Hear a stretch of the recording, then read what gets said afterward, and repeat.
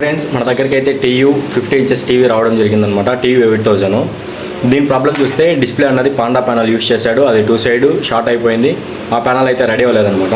ఇప్పుడైతే మనము దాని మదర్ బోర్డ్ అన్నది మాడిఫికేషన్ చేసామన్నమాట. చూడొచ్చు మీరు ఇక్కడ.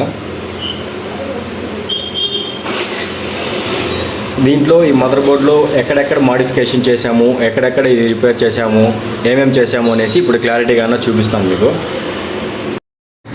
బోర్డ్ నెంబర్ అయితే చూడొచ్చు. ఇక్కడ చూసినట్లయితే ఇక్కడ ఒక మెమొరీ ఐసీ వస్తుందన్నమాట. చూడండి మీరు ఇక్కడ. ఈ మెమొరీ ఐసీ అన్నది రిమూవ్ చేయాలన్నమాట.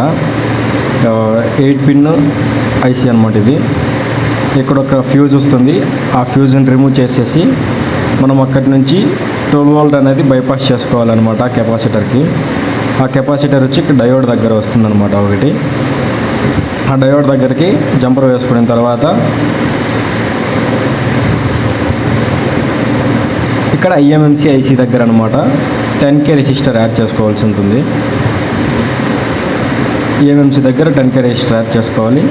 అండ్ ఇక్కడ మెయిన్ ప్రాసెసర్లో వచ్చి మనకు లాక్ అండ్ పిన్ అనేది ఎనేబుల్ చేయాల్సి ఉంటుందన్నమాట. ఆ పిన్కి అయితే మనము చేసుకున్నాం అనమాట. చూడండి మీరు అక్కడ. ఇక్కడ 4.7K రెసిస్టర్ అనేది యాడ్ చేయాలి. లాక్ అండ్ పిన్కి అన్నది ఈ 4.7K అన్నది యాడ్ చేయాలన్నమాట. ఇది కూడా సక్సెస్ఫుల్గా యాడ్ చేసాము.